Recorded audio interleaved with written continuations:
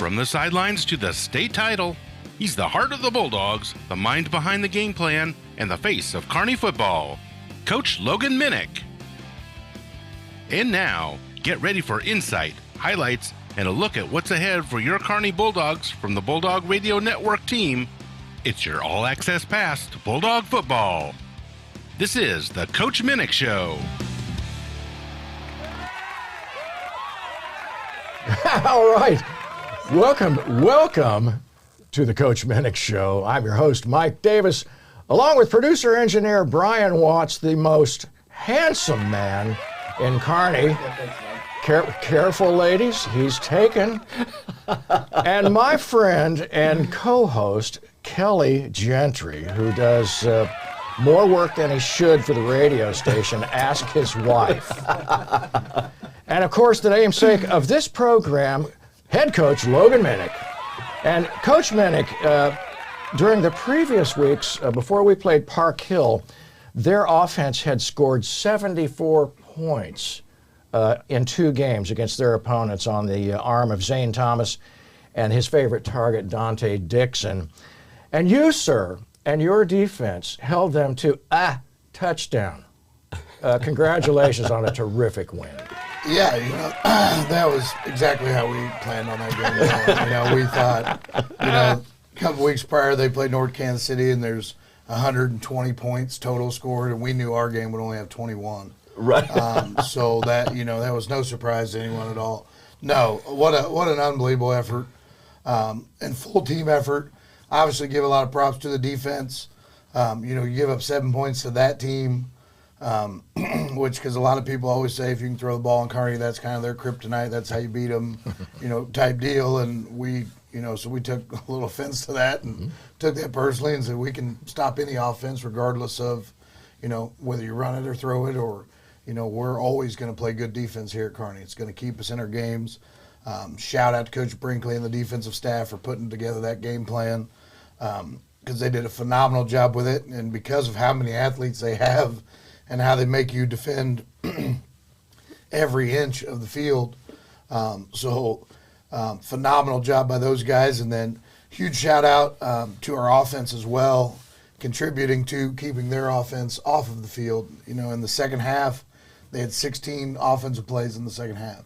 And when you can limit a team to that, especially at the high school level, that's going to be pretty efficient. So, yes, huge props to defense. They give up the score early, and then it was lights out from that point on. So really proud of those guys, and then really proud of just the whole team effort of understanding a game plan of it may not have been the prettiest thing. There may have been people in the stands going, Coach Minnick needs to run a different play, or as the Park Hill announcer said, my offensive play calling is like the Waffle House menu. Oh, you can I wondered about that. You go into Waffle House, you know what you can expect to see on the menu, type deal. Or they just looked at me and me holding my play sheet and thought I looked like a guy that goes to Waffle House. I don't know which. But yeah, now I'm hungry. All of us. Waffle House, you get a chance. We're always looking for sponsors. Yeah. But yeah, just full-on overall team effort. So proud of how our defense played because they set the tone for the entire game. One of the things you and I talked about after the game, you indicated that indeed the 14-7 win was a pivotal moment, a pivotal game for your defense. And I think you've started, I think, to kind of cover that here early on, but you were a little more specific about it, I think, when you and I talked on Friday. Yeah, just really excited because, another thing we heard all offseason was, oh, you lost Theo Grace and you lost Grant Nolan. How do you replace those guys? How are you going to still be the same defense? And I think what you're seeing is the kids that have stepped in there grow as players. Like Connor Reed is coming out of, he's getting better and better every week.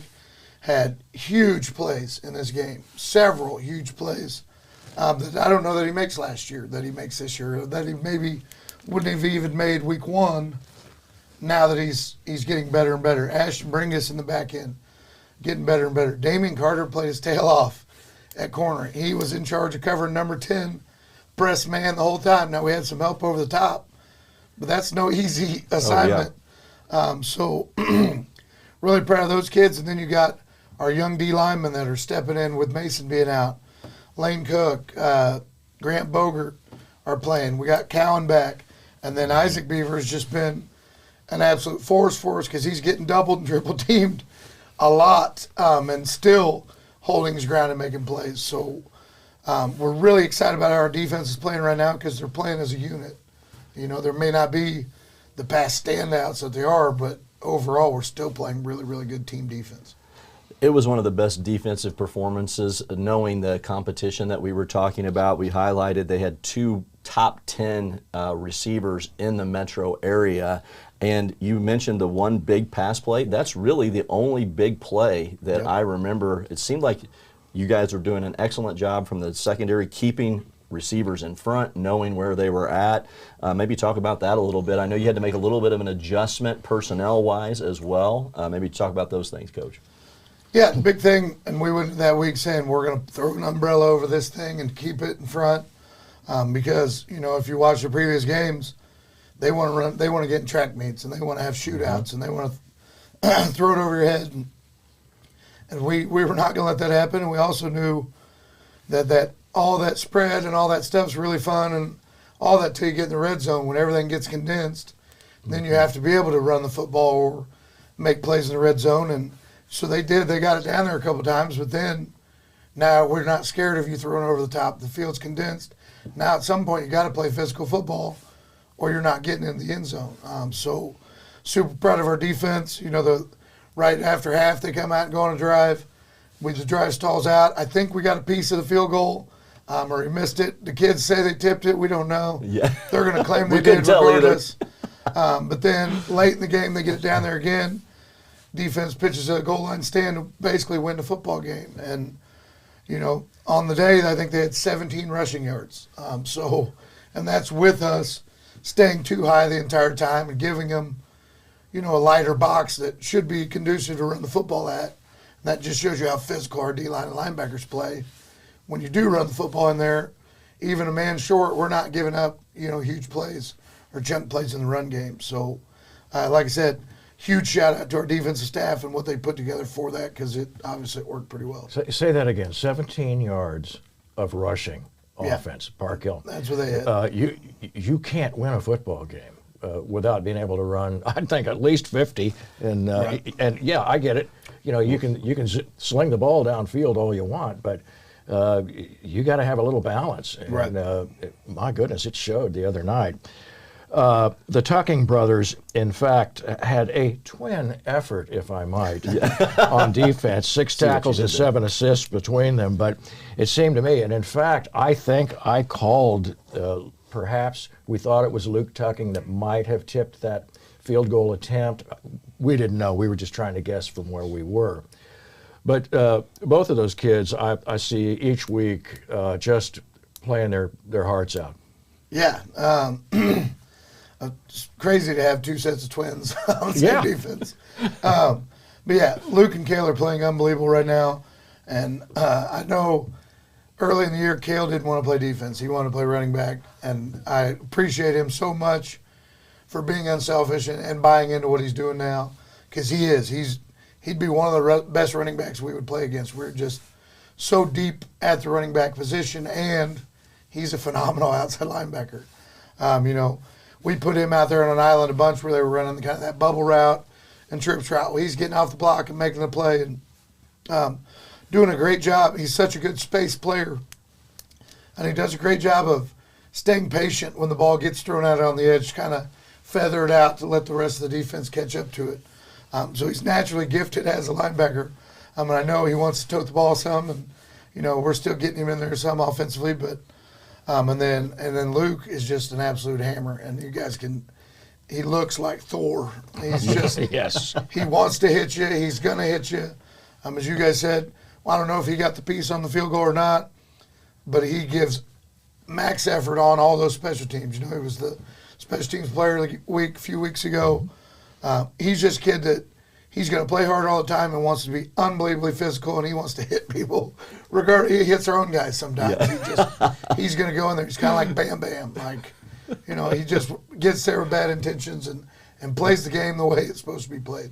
Well, they combined for 13 tackles, and one of the things that Mike and I talked about at the broadcast, you needed that speed at the linebacker spot. You 100%. told us there's 3 guys that are running 4.6 or under, including those 2, but you needed that because they were doing a lot of swing passes, a lot of things trying to get that. Even their running back, if they weren't running it, they were trying to get it out in the flat, and the linebackers did a super job covering that. Yeah, and the one other adjustment, we went from our 40 front to our 3 front pretty much the entire game, and we pulled our anchor backer off, and so guys saw we played Corbin and Dryden at that other backer just to have more athleticism on the field, and so proud of, because Connor Dampier I don't think played a defensive snap, and that's his position that we had to replace for the game. But so proud of his attitude all week, how he accepted it. I was a great leader about it. He's like, it's just a personnel thing, coaches. I understand. I want to win. So we gave him our Superman sticker after the game just because the way he approached it, because that's cool. Not fun as a player when you're the starting guy and then you, based off scheme that week, you don't get to play. So I'm really proud of him and how he handled that situation. Connor Reed just continues, I think we mentioned him earlier, to each week just prove himself as a tough defensive player. We talked before the show about that incredible legal hit on the Park Hill receiver, and the kid was, he felt it. Let's put it that way. Right. And Brad Dahl was another who I think both Connor Reed and Brad Dahl had pass breakups, which were at key moments. Anytime's a good time, right. But when you're threatening to score, that's, it's even more important. I think both of those guys, though, Brad Dahl, we kind of knew about from the preseason, just that he just sort of had the skill at the position, right. The cornerback position. But Connor Reed has just seemed to have, from my point of view, just sort of blossomed in the role. And the other night was like that's his party. That was his party, Yeah, those two are a prime example of what we always talk about when we say we don't rebuild, we reload. Because if you think about it and how well our secondary played, all 4 guys in that secondary are first-year starters in the back end. So, that's pretty crazy to think they're playing that well early in the season against a team in Park Hill who had all those guys back from previous years. So they've been on the same page forever and those sort of things. So, so super proud of the way they're playing. Those Brad and Connor, there's 2 senior captains as well in the back end, so they get us lined up and they communicate stuff in the back end. But they're also not only just leading, they're playing at a high level, and helping us win football games. Well, Connor had 2 big hits in that game. If we had a slobber knocker award, we'd give it to him for sure. And then also Aiden had a big hit on a fumble recovery as well, and has been one of the leading tacklers all year. So just so much fun to see the defense play that well. Yeah, and so proud of the officiating staff for on that hit, because it was a big hit. And normally you automatically just get the flag anytime there's a big hit now in football, which I completely hate and disagree with. Mm-hmm. But it was high thrown ball, the kid goes up, Connor leads nothing but shoulders right into the midsection. It was it's coach tape of, boys, here's the now legal way to hit people, separate man from ball. At the same time he did it, it was textbook for what, doesn't get flagged. Or when they review it in college, no, he led with the shoulder. Like it was picture perfect, legal hit. And a huge hit in that game because that dinged that kid up a little bit. And then later he's the one that fumbled and found out after the game he was having some rib issues after that hit, which I'm sure helped contribute on that fumble as well. So never want a kid to get hurt in football ever. Right. But, we went into the game saying if they catch it, we're going to punish them, after they catch it. So very coachable moment for both sides there, but, fully legal and great, momentum changer in that game. Yeah. Absolutely. And, I want to talk about how you coach to hit and be physical. To me, it is so easy. And the risk of a kid just whiffing because he wants to make a big hit is always going to be there, but it just seems like your guys zero in. And I want to use another young man as an example, Lane Cook, who's listed at 6'3", 220. And I commented about this that on the show or on the game that he tackles bigger than he is. Right. And he made a big solo tackle that I was just, wow, who was that guy? Well, it was Lane Cook. So about coaching and getting these guys to be able to zero in, hit your target, make it a physical hit, but don't whiff. Right. How do you do that? Yeah, that play that Lane made was huge for a couple of reasons. One, Lane just moved to the defensive line this year. This is his first time playing defensive end. And the pass that he made that play on was a screen pass. So it takes unbelievable discipline as a defensive lineman. When I'm not getting blocked to retrace, there's a reason I'm not being blocked here. So he retraced and made the play on a tunnel screen there that if he doesn't make it, it's a chunk play for them. So huge discipline by him as well as a fundamental tackle. And yeah, I think the biggest emphasis you have to put on football now, they call it heads up football or keep your head out of tackles. It's night and day what we learned, what I used to coach. Like it used to be you put your helmet under his chin and, you bite the football, you get your head across. And now everything's complete opposite if you keep your head out of the game. So that's something that we do, and we work tackling every day in practice. I think it's something that's under-coached at times, and it's really hard because nowadays we don't even wear knee pads in practice anymore. The game has changed some when it comes to that, so you still have to work the heck out of tackling, and whether it's on bags or bodies or however it is, and you've got to continuously, preach this is not a weapon. This is to protect you and protect you only is what that helmet is for. Because if you continue the way the game has transitioned and, that it's as safe as it has ever been, but if they continue to use that helmet, they're going to start taking it away and we'll start losing our game. So for us as coaches, it's vital that we teach proper tackling and proper technique to keep our kids safe, but as well as continue the game going forward. Well, and to be that efficient on defense, one of the things that we talked about too, we were doing the broadcast, got into the fourth quarter when you guys scored pretty early in the fourth quarter, and I looked over at Mike, I'm like, isn't that just one possession for each team? I mean, I don't know that I've ever seen that where there were that few possessions in the game. You guys got the lead and just took the air out of the ball. Yeah, so proud of our kids for that drive, and told our kids, now, do we want to go on 19-play, 10-minute drives? Sure. Would I be okay if we'd score in 2 plays and break one? Absolutely. I'll take the points either way. But, yes, that's back-to-back weeks where we've had 18-play-plus drives over 9 minutes to not ice. Because at that point in the Park Hill game, we didn't ice the game away. Yeah. But at the same time, that's like 40 minutes of real time that their offense is just sitting over there on the sideline. And it's remarkable. And I said it multiple times on the show, we play our best defense when our defense is on the sideline. And so huge drive for us, huge, there was a 4th down in there. We didn't throw a pass. And so proud of our kids. And that's when we talk about fourth quarter, we're going to rely on that weight room. And that's, when you can limit a team to only having 16 offensive plays, and 10 of those were on their opening drive of the second half. So they had 6 plays from that point going forward. Wow. So it's unbelievable.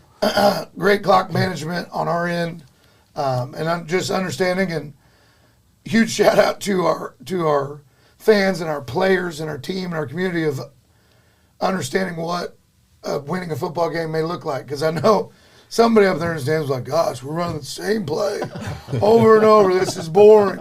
I don't care if you guys think it's boring. We're going to find a way to have one more point than they do at the end of the game. So I promise you we'll have some more games where we throw it all over the field and it's fun and flashy and those things. But we're going to find ways to win football games, and our whole team has bought into that. Like I said, and I think I said it maybe after the game, so proud of our 3 running backs who all want the football all the time.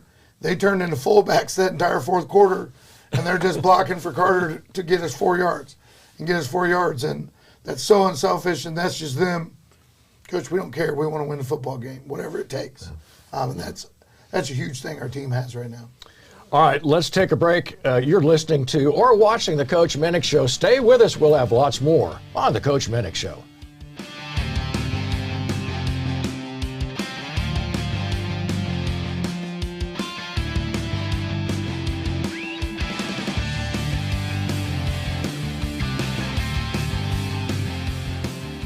Reagan National Airport outside Washington, D.C. were shut down for hours tonight. It comes after American Airlines says a plane blew out several tires after landing. Flight 1551 blew one of its tires during takeoff. 4 tires blew out.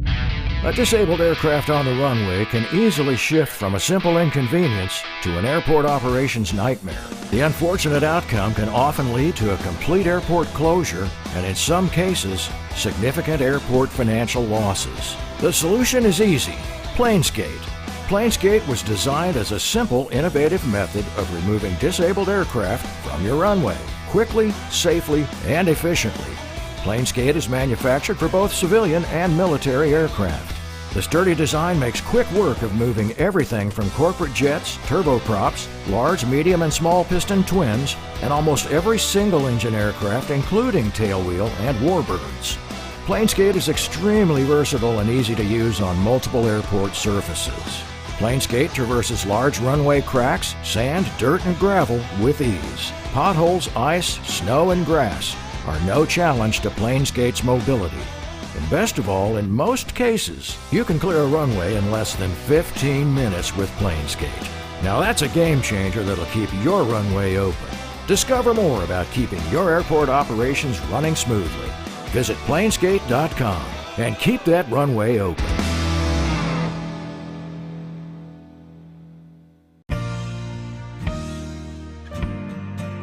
The air you breathe inside your home plays a critical role in your overall health and wellness.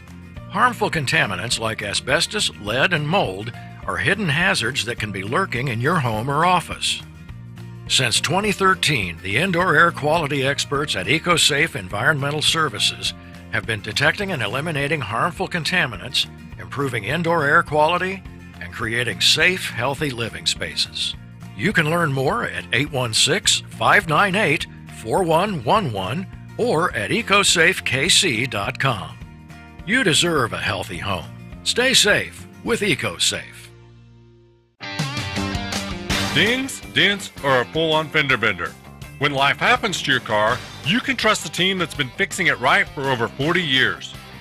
At CarStar Porter's Kearney Body Shop, expert collision repair, precision paint matching, and detailing come standard with customer care that goes the extra mile. CarStar Porter's Kearney Body Shop, 816-628-5621, or you can stop in for a repair estimate at 104 West Main Street in Kearney. CarStar Porter's Kearney Body Shop, where your car gets the care it deserves.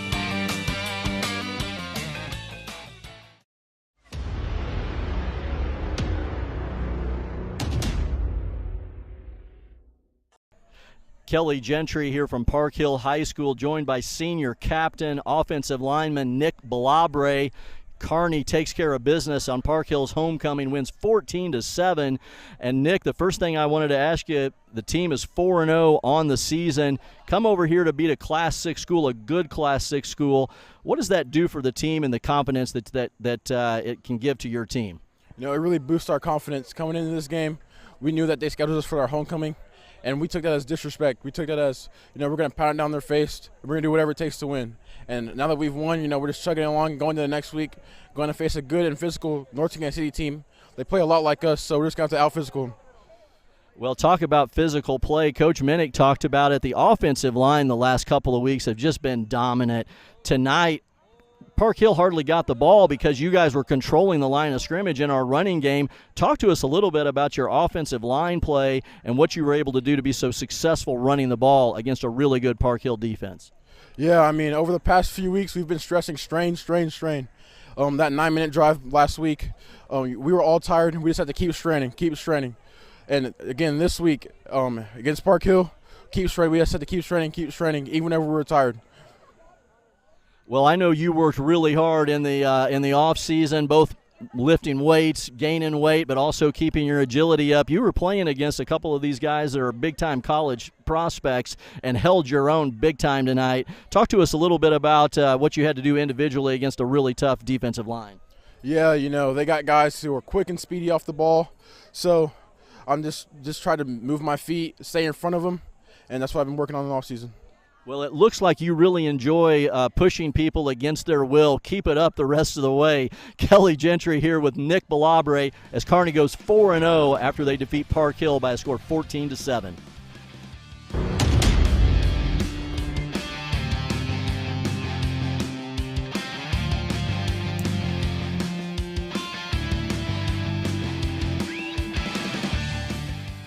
All right, welcome back. Nick Balabre is a load on the offensive line, and that is a guy that if you're in front of him as an opponent, you're going to have a long night.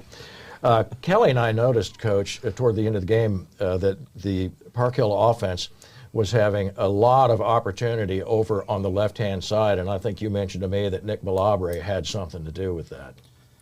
Yeah, as you guys saw there towards the end of the game, we were going to run that ball behind Nick and Drew, and go to work. And that's a huge shout out to Nick and what he has done to buy into this position, to get himself physically ready for this position. Because, guys, a year ago in August, he was a tight end.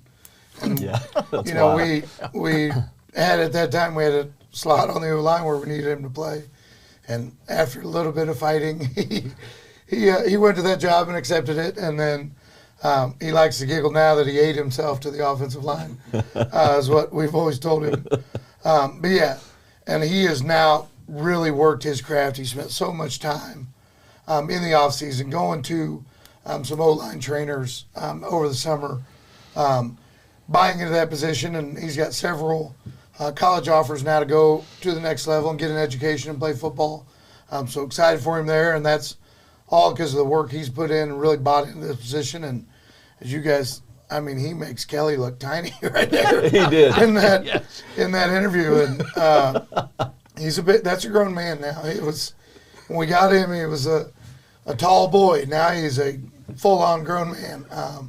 So, yeah, if we get the opportunity, we're going to run football behind that man. And what's really positive for us this year, we also got Callum Bomar on the other side, who's a big road grader on the other side. So he was a little dinged towards the end of the game, so it was primarily run it behind Nick. But as you saw throughout the game, more so this year than we have been in the past, we'll run it right or left. In years past, it was, yep, they're going to run behind Carter Schmidt, or yep, they're going to run behind Joe Schranz. This year, we feel very good running behind Nick or Callan at any time. True. Well, and it's great to hear. We've talked about it a lot. Nick looks like a college offensive lineman, and so it's great to hear that he's getting those college looks. And he's just going to get bigger, Kelly. Yeah, he's getting bigger and stronger, and having that athleticism. He was a former basketball player. Like you said, a tight end last August. That's unbelievable. But just a super job by Nick. I was trying to get him to smile in his interview, but he was locked in. Yeah. He was locked in even after the game. Yeah, good luck. And I think, like, when you guys interviewed me after the game, I went back and watched. I was like, man, I was still kind of. Oh yeah, amped we up. could feel it. We loved it. We could feel it. But I want to make sure we also, because I feel like Nick and Callan get talked about all the time because they're the 6'4" towers out there on the edges. Yeah. But I'm telling you right now, our inside three are getting after people. Cohen Dre, which no offense, Cohen was not who we had thought going into the season was going to be one of our starters at guard. We were a little dinged early. He came in. He's taken that job, and now he owns it. Like he is. And he's a wrestler, and he's undersized in there. But he will get after you. It takes it personal. And then Tyler Jarrett at center, done a phenomenal job with snaps all year, getting his hat play side. At times, we tell him in there, hey, your job is to take controlled butt whooping at times. And that, that's what it takes sometimes to do that job. And then J.D. Romero is whipping boys. He is absolutely road grading and getting after people and pancaking. And that's a new position. J.D.'s always been defensive and a player and a deep tackle and nose guard for us. He's one that didn't really want to move to the offensive line either, but knew that's what we needed and knew, with our current defensive line, there'd be a rotation if he was going to play there. But he is absolutely whipping people. And that's a kid that's only going to get better at that because he hadn't played it. He's played guard now for, this summer and a few games here. So I'm really proud of how the entire offensive line's playing right now. Well, and another Romero, another guy with a wrestling background as well, a really proficient wrestler. So yeah, the whole offensive line, just hats off to them for the performance, not just Friday, but all season long.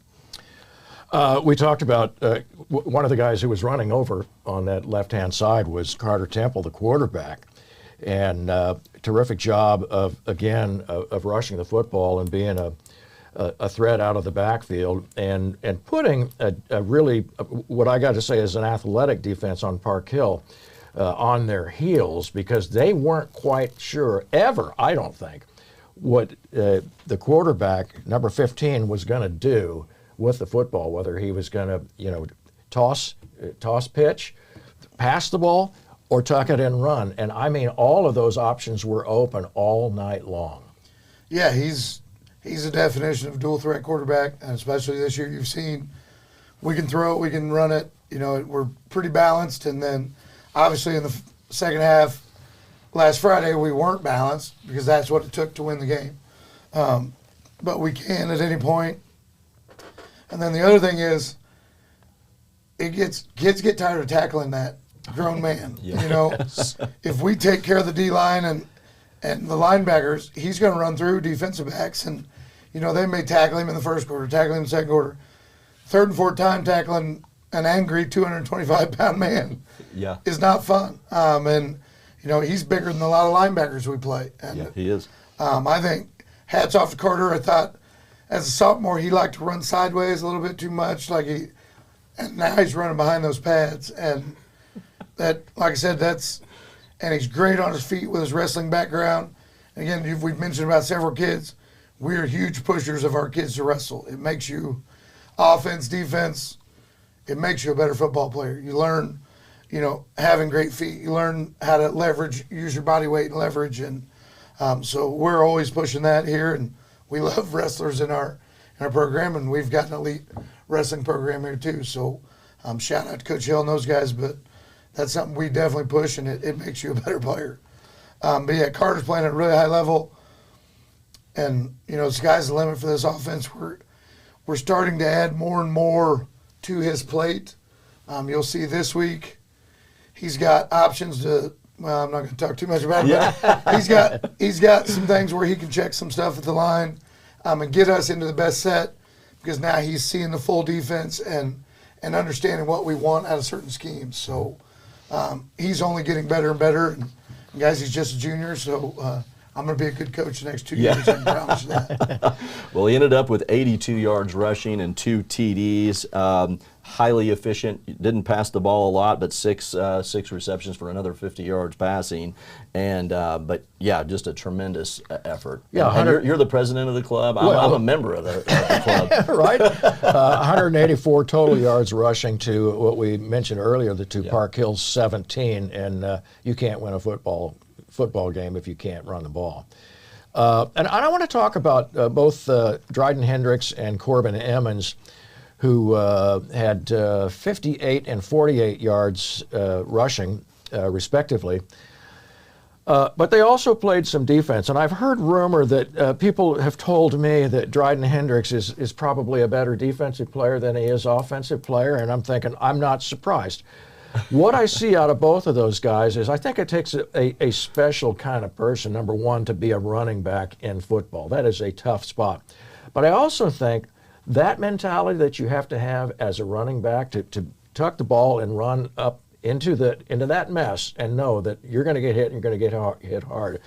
Those guys can also deliver the blows. And when I watched both of those guys out there on defense, I'm thinking, oh my gosh, those guys are tough and scary tough. Yeah, they're just two phenomenal football players. Regardless where you line them up, they're going to be successful playing football, and I think it's been good for both. Both will have the opportunity to play some college ball at the next level, and that gives coaches, some film to say, okay, they can play, anywhere you want to line them up, coach. They're going to be good football players for you. And as you guys know, if you're going to be a running back in a Kearney offense, we're not the pretty dancing running backs. You're going to be physical. You're going to block for each other. If if you want to dance and do that, you know, you can go out and play receiver until you don't block out there, and then you just stand on the sideline.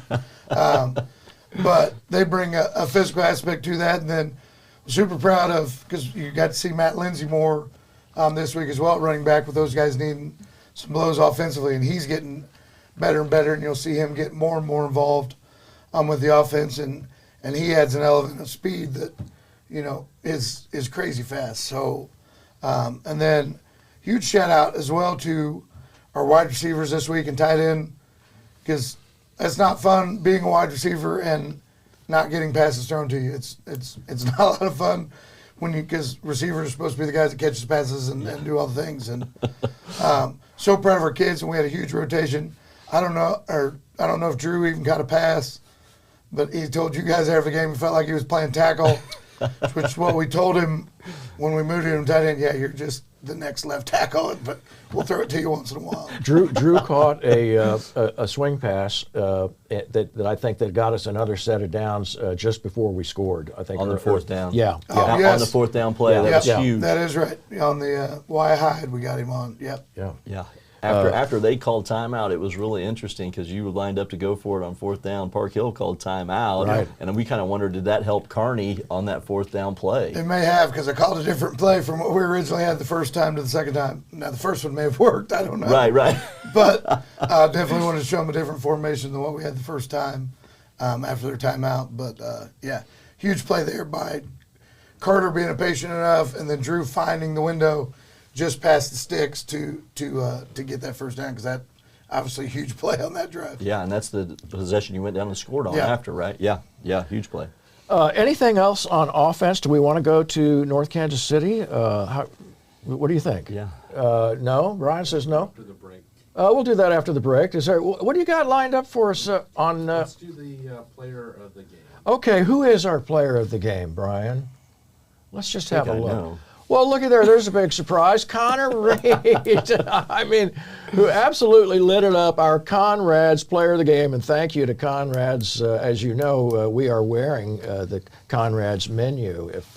If you look closely, just a cursory glance around this room, and you can kind of see that, maybe put on an ounce or two eating over at Conrad's. But a great job by Connor Reed. We got to talk to him after the game, and that's always a lot of fun. Especially when these guys are, you know, when you're winning, it's easy. But believe me, they earned every single digit of that 14 points the other night. And just an incredible job by Connor and the rest of the defense, and a great team effort overall. Yeah, good old, gosh dang it, Connor Reed. It's Coach Brinkley's name for Connor, and I hope he sees this so that he can know that we put that out there. Yeah.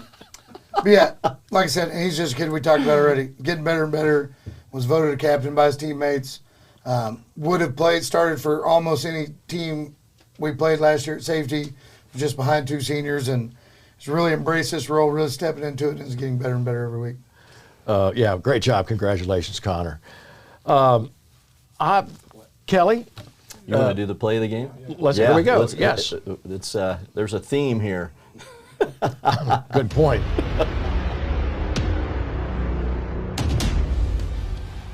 Fourth and 3, Kearney trying to make another goal line stand. They've done it earlier in the season. Staying with their 3 down linemen. Running back number 28, Daniel Easter, checks into the game to the left of Thomas. Thomas fakes a handoff to Easter. He's floating to his left.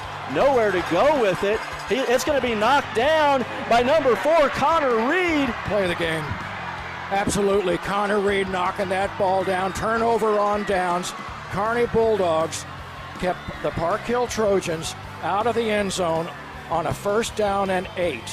Well, the first down and first and goal. It was first and goal from the 8 after the return and the penalty. Super job. Yeah, classic Kearney Bulldog play right there. A defensive stand that will be in the history books. I mean, that was remarkable. 14-7, Kearney leads. They have the football deep in their own territory.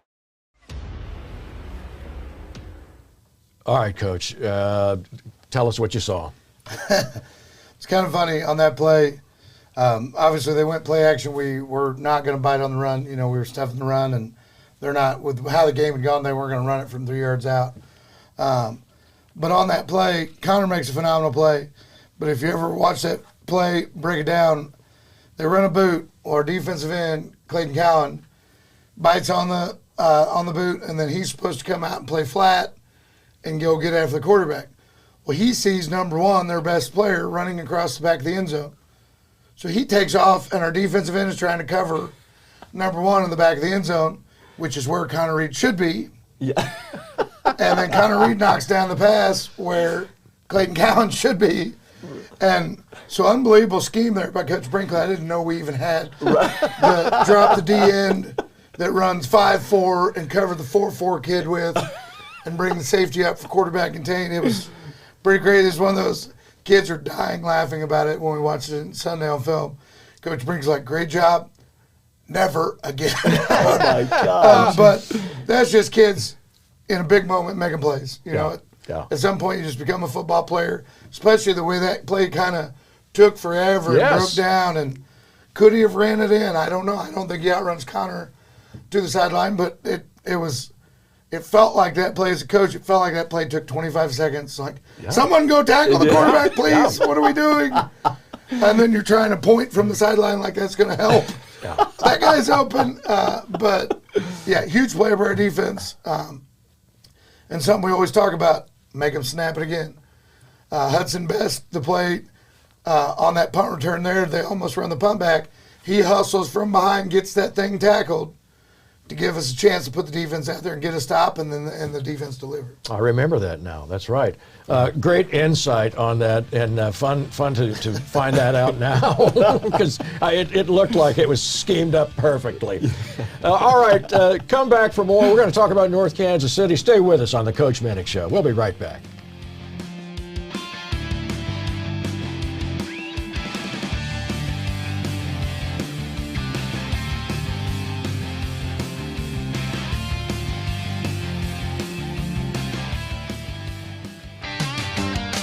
Dings, dents, or a full-on fender bender. When life happens to your car, you can trust the team that's been fixing it right for over 40 years. At CarStar Porter's Kearney Body Shop, expert collision repair, precision paint matching, and detailing come standard with customer care that goes the extra mile. CarStar Porter's Kearney Body Shop, 816-628-5621, or you can stop in for a repair estimate at 104 West Main Street in Kearney. CarStar Porter's Kearney Body Shop, where your car gets the care it deserves.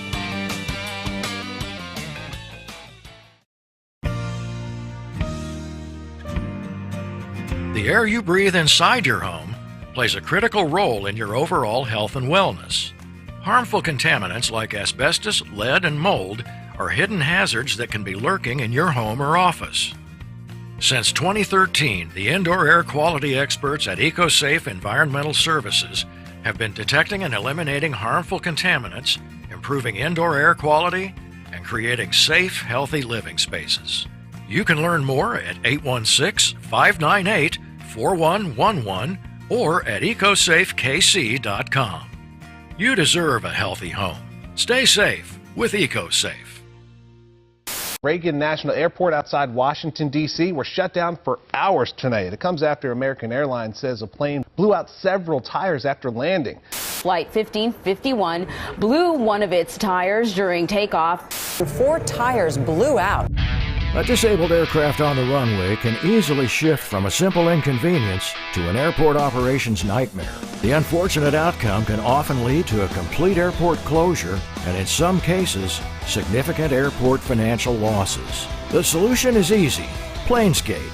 Planesgate was designed as a simple, innovative method of removing disabled aircraft from your runway, quickly, safely, and efficiently. Planesgate is manufactured for both civilian and military aircraft. The sturdy design makes quick work of moving everything from corporate jets, turboprops, large, medium, and small piston twins, and almost every single-engine aircraft, including tailwheel and warbirds. Planesgate is extremely versatile and easy to use on multiple airport surfaces. Planesgate traverses large runway cracks, sand, dirt, and gravel with ease. Potholes, ice, snow, and grass are no challenge to Planesgate's mobility. And best of all, in most cases, you can clear a runway in less than 15 minutes with Planesgate. Now that's a game changer that'll keep your runway open. Discover more about keeping your airport operations running smoothly. Visit planesgate.com and keep that runway open.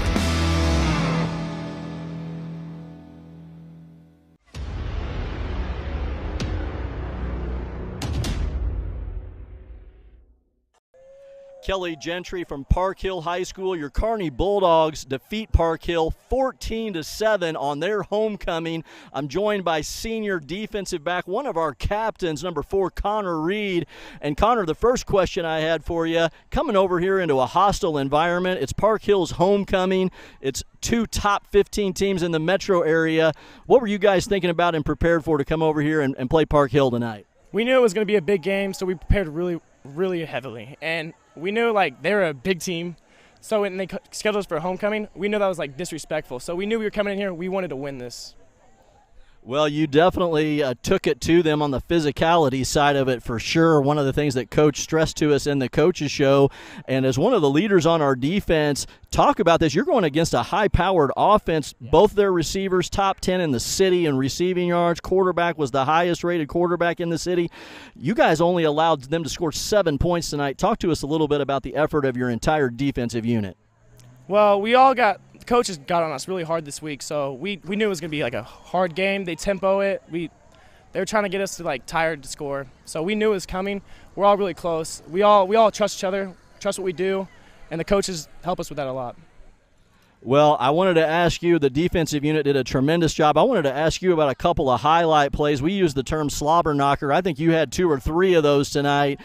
Separated a ball from a receiver down the sideline, caused a fumble, and then here on this play, you knocked a pass down to get the goal line stand on a potential tying score. Talk to us about the focus and the determination that you had to have from an individual effort to make those plays and bring that physicality. Well, the first 2 weeks, I haven't really made much plays, so I knew I had to make some plays, and Coach Everett always tells us to be the hammer. So when they threw the ball up, I had to punish him for that. So we got to be the hammer on that one. Well, you sure did it. I think a couple of these Park Hill receivers may be having some nightmares about Connor Reed. Kelly Gentry here from Park Hill High School. Kearney wins 14-7, and the Kearney defense showed up big time tonight.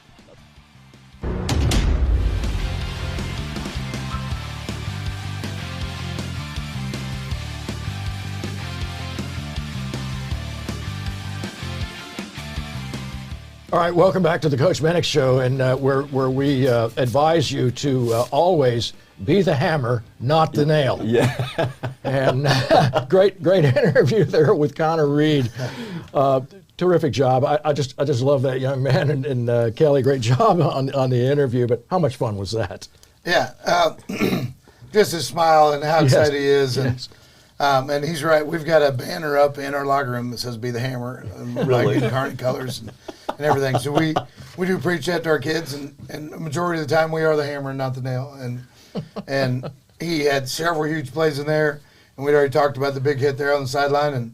And he's never lacked wanting to hit and being physical. And as he said, he wasn't happy about it. He played the first couple weeks, which he played fine, but didn't play up to what he thinks his standard is. And continuing to push himself. He's really working on things in practice. And like I said, he is getting night and day better in the back end of giving us signals, talking when motions happen, being the quarterback of the secondary back there.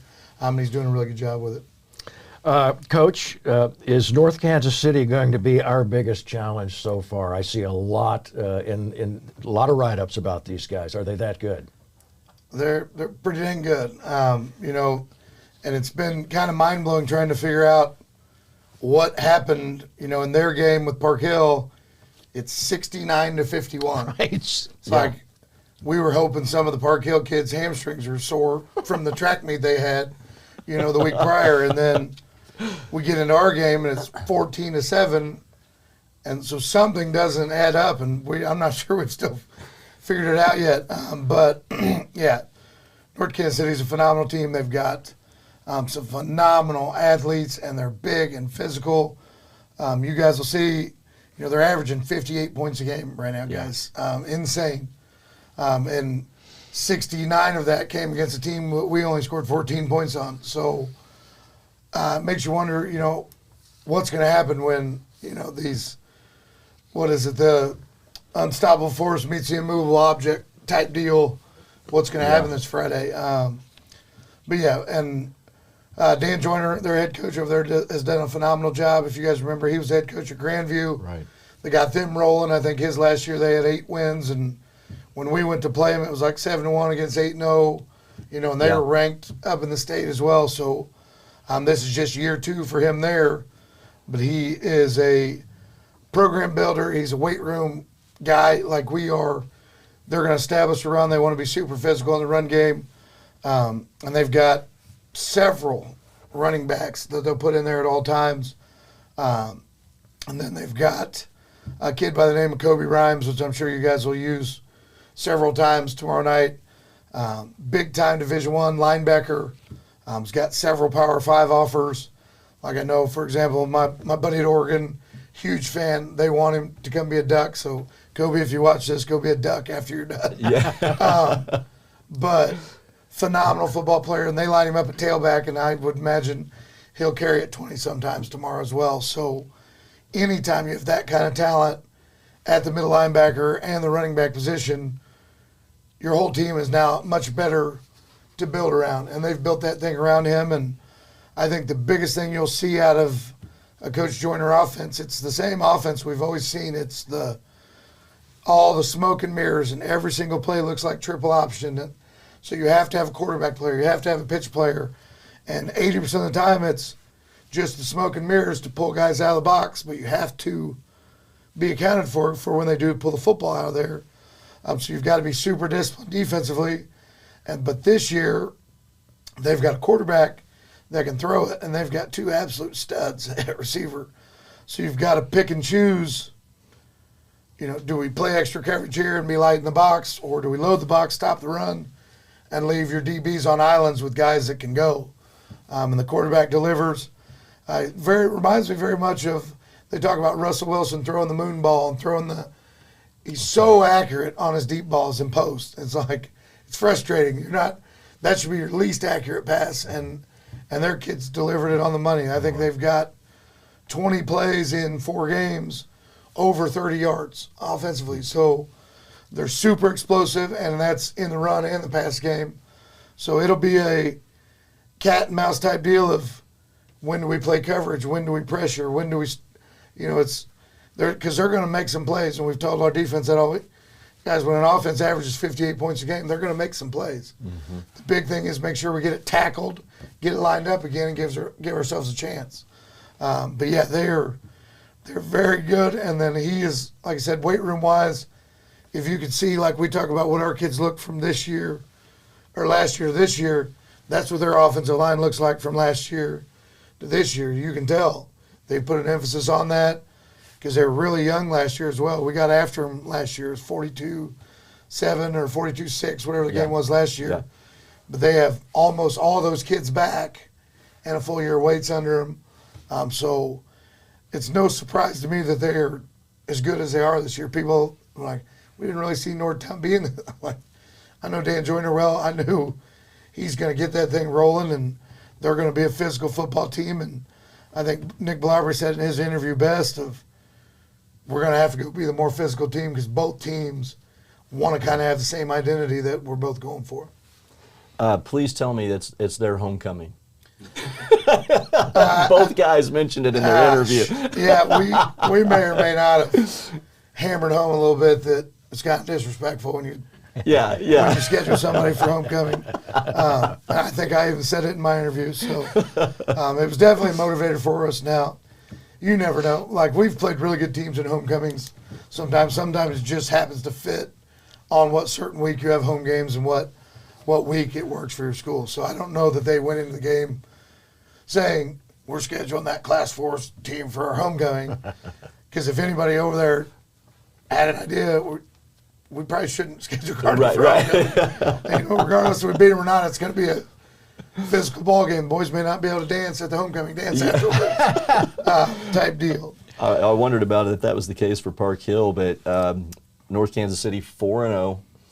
ranked in the top 10 in Class 6. Right, they're number 8. So, and it's going to be it's another media outlets game of the week again this week. So that's 3 weeks in a row that it's been a media outlet for a Kearney game. Yeah, I beg your pardon, Kelly. I'm looking at the Metro top 25, but Kearney is number 6 and North Kansas City is number 8. Which means absolutely nothing. And the way you just described them, Coach, makes these guys look formidable. And I mean, this is not going to be a week off for the Kearney Bulldogs at all. No, we don't have many weeks off in our schedule. And this last month has been nothing but playoff level football with all the teams that we're playing. And but yeah, it's going to be a battle, just like last week was. And and defensively, we haven't even talked about their defense. They've got number 1 right there in the middle, so you've got to account for him at all times. And he's the old school linebacker you talk about. He's sideline to sideline, so athletic. Like he's picking off 10-yard out routes, and it's like, how did you even get over there? So you've got to know where he's at all times, and it's not just him. Their D-line gets after it. They're so athletic in the back end. They'll run a ton of in-your chili press man coverage, force you to have to go win one-on-ones on the edges with not a lot of time to throw the football, because when they do that, they're bringing the pressure and slanting, and it's chaos for those guys defensively to try to force the ball to the edges where they can run it down. So we've got to have another week where we are very much okay with getting 4 yards on first down. Mm-hmm. First and 10, second and 6, third and 2, first down. A couple of reasons. Keep their offense off the field again. We're not going to give you enough time with the football to score 58 points this week. At least that's our game plan. Yeah. That can't happen. If they score 58, we're going to lose. We're not going to get in a shootout of that nature. But again, so it's one of those games, and then special teams again is a week where they've got 4 guys back there on kickoff that we don't like kicking it to, but you got to kick it to one of them. Yeah. And cover it. If not, you give them the ball at midfield, and we don't want to do that either. Playing great defense requires good field position as well. So they're explosive everywhere. We're going to have to be super disciplined, penalty free. We got to take care of the football. Thought last week's game, without 2 turnovers, maybe we get 21, 28 points. So we've never lost a game where we've not turned the ball over, and we preach that to our kids. That way as well. You guys can hear from my voice, we've had some intense practices this week as well. I don't know how many times we've kind of had a cross-country practice a little bit yesterday. Run a lap! Run a lap! Run a lap! So we've gotten better shape this week as well. Yeah. But the intensity has been there. I told our kids, after some motivation to begin practice yesterday, it was a college-level atmosphere practice of, iron sharpening iron. We're getting after each other. It's a little bit chippy. Got to the point where it's almost like, okay, love the intensity, the chippiness. No, we don't do that. But it's like, boys, you guys don't know, but this is what a college practice looks like, because you don't do your job, there's somebody else coming to take your job. So it's always that offense versus defense type deal at the next level. And we had a practice like that yesterday where it was like, boys, this may have been the best practice we had all year when it comes to understanding how to make each other better. So as you guys can tell, I'm still fired up about it. Yeah, but we had a really good one yesterday. I'm so excited about what that will transition into tomorrow. Well, best of luck to you, Coach, and we're going to be down there. The whole broadcast crew will be there at North Kansas City Stadium, the Bulldogs versus the Hornets, and we'll start the pregame show at 6:30. If producer engineer Brian wants to, whatever he says, we do. So we'll be there. We hope to see you there, too. Thanks so much for being with us on the Coach Minnick Show. We'll see you next week. We'll see you tomorrow night at North Kansas City Stadium. Thanks for being with us.